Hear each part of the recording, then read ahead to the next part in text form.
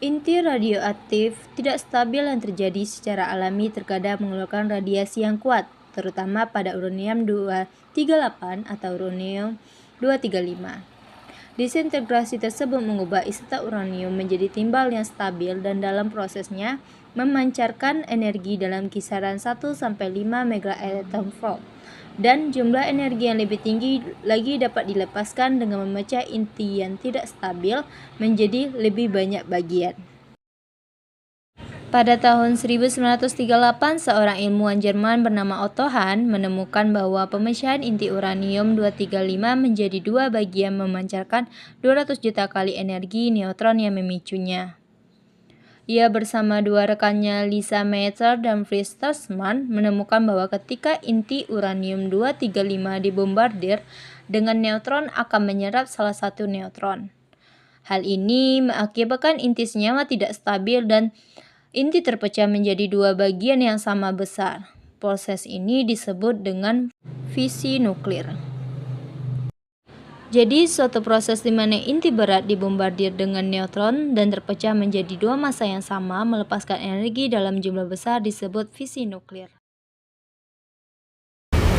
Ketika suatu uranium-235 terkena oleh suatu neutron, uranium tersebut menyerap neutron dan akan berubah menjadi uranium-236 yang tidak stabil dan terpecah menjadi krypton 92 dan barium 141. Nah, karena 92 ditambah dengan 141 hanya menghasilkan 233, maka reaksi tersebut juga akan menghasilkan 3 buah neutron. Di mana distribusi yang terjadi pada reaksi ini harus simetris terhadap pusat setiap inti fragmen barat. Nah, ini juga berlaku untuk fragmen inti ringan, tetapi perlu diperhatikan bahwa fisi menjadi fragmen sama atau hampir sama, A1 sebanding dengan A2. Kurang kemungkinannya dengan faktor sekitar 600 relatif maksimal hasil fragmen dengan A1 sebanding dengan 95 dan A2 sebanding dengan 140. Anehnya, penjelasan yang meyakinkan untuk distribusi massa ini yang merupakan karakteristik dari proses fisi energi rendah belum ditemukan. Namun sebaliknya, fisi yang disebabkan oleh partikel berenergi tinggi menunjukkan bahwa distribusi massa yang cenderung menghasilkan fragmen yang massanya sama. Baik, di sini saya akan menjelaskan terkait jumlah neutron yang terpancar. Sebagai contoh, misalkan fragmen fisi di sekitar A sama dengan 95 dan A sama dengan 140 harus berbagi 92 proton. Jika fisi terjadi, maka inti yang terbentuk adalah Rb dan cesium dengan nomor atom yaitu 37 dan 95, dan cesiumnya nomor atomnya 55 dan 140. Dan inti ini merupakan inti yang sangat kaya akan neutron. Inti paling stabil dalam daerah massa memiliki perbandingan nilai nomor atom dan nomor massa sama dengan 0,41. Sedangkan untuk produknya yaitu 0,39. Fragmen fisi itu sendiri menumpahkan kelebihan neutron ini melalui emisi satu atau lebih neutron pada saat fisi. Neutron ini dikenal sebagai neutron yang cepat. Nah, untuk pembagian neutron itu sendiri itu terbagi menjadi dua seperti yang saya sebutkan tadi. Salah satunya yaitu ada neutron cepat dan satunya lagi yaitu neutron tertunda. Neutron cepat ini jumlah neutron yang cepat dipancarkan dalam setiap fisi tertentu akan berbeda sesuai dengan sifat dari dua fragmen. Nah, rata-rata jumlah neutron cepat itu dilambangkan dengan nilai V. Nah, sementara untuk neutron tertunda itu sering dipancarkan dalam fisi. Penundaan kali biasanya cukup pendek, biasanya dalam orde detik setelah peluruhan beta 93 Rb dan 93 Sr.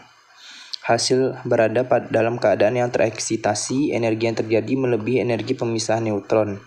Karena itu dapat meluruh dengan emisi neutron yang bersaing dengan emisi gamma. Dalam hal ini, cabang neutron terjadi dengan intensitas 1,4%.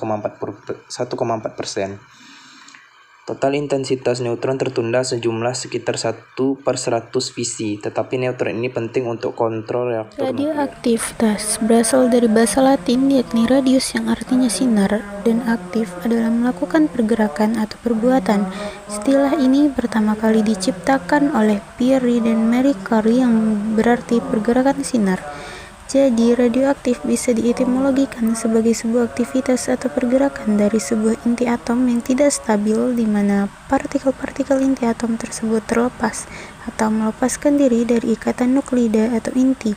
Partikel-partikel yang terlepas dari inti itulah yang disebut dengan radiasi, di mana nukleus tersusun dari proton dan neutron yang dikelilingi oleh awan elektron.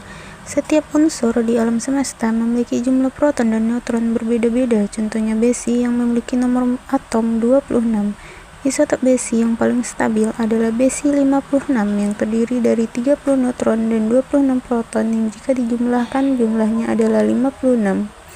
Tapi besi dikatakan berisotop stabil karena jumlah proton dan neutronnya tidak terlampau jauh atau tidak memiliki perbedaan yang terlalu jauh, yaitu 26 proton dan 30 neutron.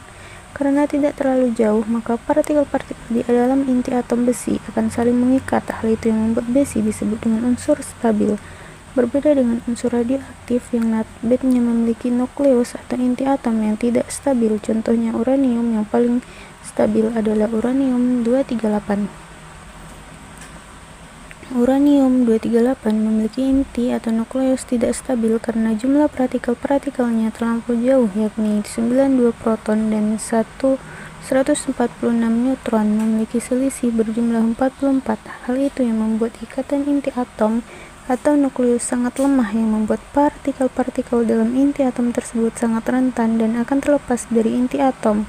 Hal itulah yang disebut dengan peluruhan radioaktif. Salah satu contoh peluruhan radioaktif adalah reaksi fisi, di mana pada reaksi fisi terjadi peluruhan berantai, contohnya pada uranium-235. Dalam proses uranium-235, awalnya menyerap neutron yang bergerak lambat hingga membentuk inti senyawa yang tidak stabil, yaitu uranium-236, yang memicu terjadinya reaksi nuklir selama proses pembelahan uranium-36 terbelah menjadi dua inti produk, yakni barium-141 dan krypton-92. Inti uranium-236 tidak stabil dan melepaskan 3 neutron dalam proses, sehingga terjadi karena barium-141 memiliki neutron dan krypton. Ketika inti uranium meluruh sehingga menjadi dua inti produk yang menghasilkan 3 nukleus yang akan menembak dan melakukan peluruhan hingga membentuk peluruhan berantai karena terjadi secara terus-menerus. Masuk ke materi terakhir, yaitu adalah energi fisi. Ini adalah kurva dari energi fisi. Nah, untuk rentang dari 0 sampai 240 yaitu adalah nomor dari massa sebuah energi. Kemudian di sisi sebelah kiri yaitu adalah energi ikat rata-rata untuk setiap nukleon dalam satuan mega elektron volt atau juta elektron volt, yang mewakili energi yang dibutuhkan untuk memecah inti dan membebaskan setiap partikel dari cengkraman pengikat gaya nuklir kuat pada awalnya.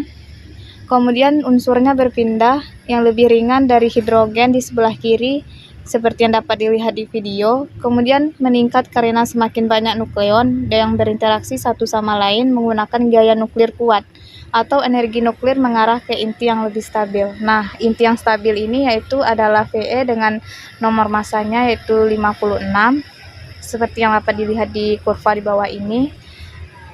Itu adalah kondisi stabil saat energi fisi. Masuk ke materi selanjutnya, yaitu materi penampang fisi. Berikut adalah contoh dari penampang fisi pada sebuah atom. Atom berwarna merah yaitu proton, kemudian yang berwarna putih adalah neutron. Dicontohkan pada uranium-235, uranium ini ditembakkan oleh sebuah neutron, kemudian membelah menjadi dua inti, yang mana dua inti ini yaitu adalah latanum dengan nomor massanya 146 dan brom nomor massanya 87. Setiap pembelahan satu inti uranium-235 menghasilkan rata-rata 2-3 neutron. Kemudian akan terjadi pembelahan berantai